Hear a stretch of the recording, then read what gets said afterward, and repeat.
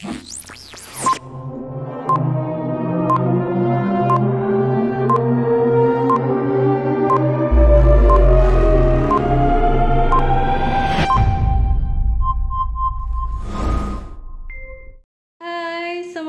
warahmatullahi wabarakatuh.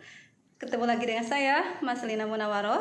Pada saat ini saya akan mensimulasikan modul keempat, yaitu modul pelindungan anak pada sesi 12, yaitu penelantaran dan eksplorasi terhadap anak pada langkah kedua pengertian penelantaran. Saya simulasi pada bagian 1 sampai 3. Selamat menyaksikan. Aduh, ibu-ibu masih semangat? Iya, terima kasih ya. Kita sudah berkumpul nih di ruangan alam terbuka ya, supaya udaranya tidak pengap ya Bu ya. Terima kasih Bu ya, sudah hadir di sini. Kita lanjut ya Bu ya. Nih, kita ibu-ibu ini punya anak tidak? Punya. Berapa Bu anaknya? 2. Ada siapa Ibu Siti? 2 ya. Kemudian Ibu Ijah 4. Wah, 4 ini banyak ya Bu, perlu dijaga. Nih sayang nih sama anak-anaknya Bu. Kira-kira sayang nih pada anaknya?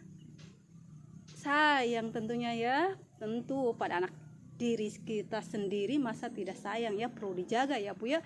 Berarti kita harus dijaga ya, apalagi tadi sebelumnya kita sudah bahas ya mengenai kekerasan pada anak ibu ya, tidak boleh, apalagi anak masih kecil itu masih rentan, dicubit saja ibu ya masih berbekas itu ya, makanya harus jaga, sayang, perhatikan ya Bu ya. Kemudian tidak boleh melakukan hal-hal yang dapat menyakiti pada anak, baik fisik maupun psikis ya Bu. Anak itu rentan kalau dibentak, apalagi dipolotetin ya, dia langsung nangis. Nah ibu-ibu, sekarang kita bahas ya mengenai penelantaran. Nih kira-kira Bu, yang ada di pikiran ibu nih, penelantaran itu apa? Silakan Bu Susi, kira-kira apa? Dibiarkan, tidak diurus. Kemudian Bu Ija, tidak dikasih makan, tidak dimandiin. Kemudian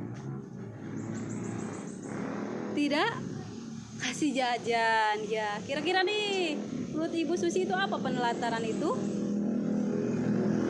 Tidak bertanggung jawabnya orang tua terhadap hak-hak anak. Terima kasih ya Bu atas jawaban anak nih. Saya punya kasus nih. Bawa ibu-ibu, ini buku pintarnya di bawah. Itu yang bawa anak. Mas, itu Ibu Ija. Iya di bawah, nggak apa-apa Bu, di bawah ya sambil bermain. Nggak apa-apa di sini. Terima kasih ya Bu ya. Di bawah bukunya, buku pintarnya Bu. Iya yang kayak gini Bu, buku pintar di bawah kan. 1, 2, 3, 4, 5. Cukup lah, yang tidak bawa boleh bergabung ya. Nah ibu-ibu siapa nih yang udah baca, bisa baca nih, udah pintar, yang sudah pintar bacanya, udah paham, kira-kira siapa nih? Bu Susi, silakan, boleh dibaca.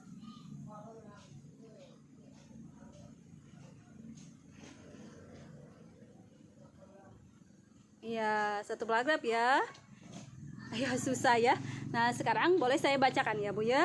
Kisah Tasripin, bocah 12 tahun yang harus menghidupi ketiga adiknya di sebuah dusun di desa Gunung Lurah, Kecamatan Cilongok, Banyumas, Jawa Tengah. Tasripin 12 tahun harus mencari nafkah untuk menghidupi ketiga adiknya, Dandi 9 tahun, Rianti 7 tahun, dan Daryo 5 tahun. Ayah mereka pergi bekerja di Kalimantan bersama kakak tertuanya. Sementara ibunya meninggal akibat tertimbun longsor saat sedang mencari pasir 1 tahun lalu. Ketiga adiknya kini sangat mengandalkan Tasripin yang setiap hari harus bekerja di sawah dengan mencangkul, membersihkan sisa padi, serta menanam padi bersama warga desa pada saat masa tanam. Hampir setiap hari Tasripin Mesti pergi ke sawah untuk mencari uang demi menghidupi ketiga adiknya. Kalau berangkat ke sawah jam 7 pagi dan pulang jam 12 siang. Kadang sehari dapat 30 atau 40 ribu sehari. Itu beli beras dan sayur, sisanya untuk jajan adik.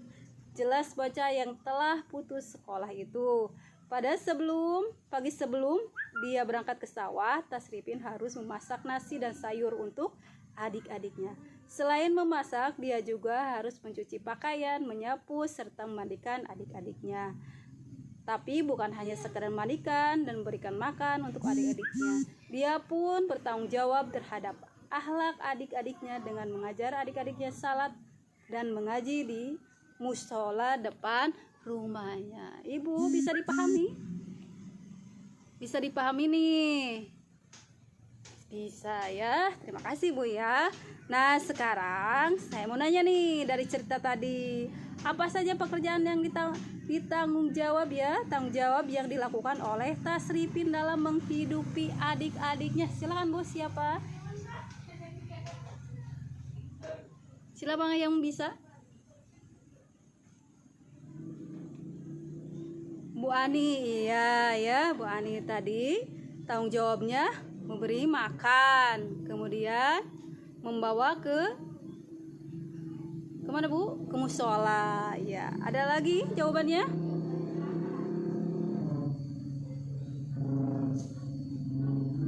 Memberi uang jajan. Ya, terima kasih ya Bu Susi. Kemudian nih, ayo siapa lagi yang bisa?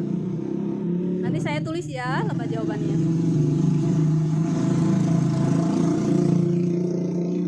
Kemudian siapa lagi ini? Apakah yang dilakukan tersebut layak dilakukan oleh anak seusia Tasripin kira-kira? Silakan Bu Ija. Tidak layak. Kenapa tidak layak? Kenapa tidak layak? Iya ya, terima kasih. Karena seusia Tasripin ya 12 tahun itu berarti masih sekolah, dia membutuhkan masa-masa bermain ya. Dia tidak perlu memikul tanggung jawab yang seberat itu ya Bu ya. Justru masa-masa itu dia bisa bergaul dengan teman-temannya, bermain, belajar kesini kesana gitu Bu ya, berceria. Bukan hanya dia bekerja di sawah Bu ya, justru dia mencari nafkah gitu ya, tapi hebat, dia punya tanggung jawab. Nah ketiga nih, apa yang seharusnya dilakukan oleh ayah atau kerabat terhadap Tasripin dan adik-adiknya? Siapa yang bisa nih? Ayo yang di belakang. Iya, terima kasih ya Bu Susi.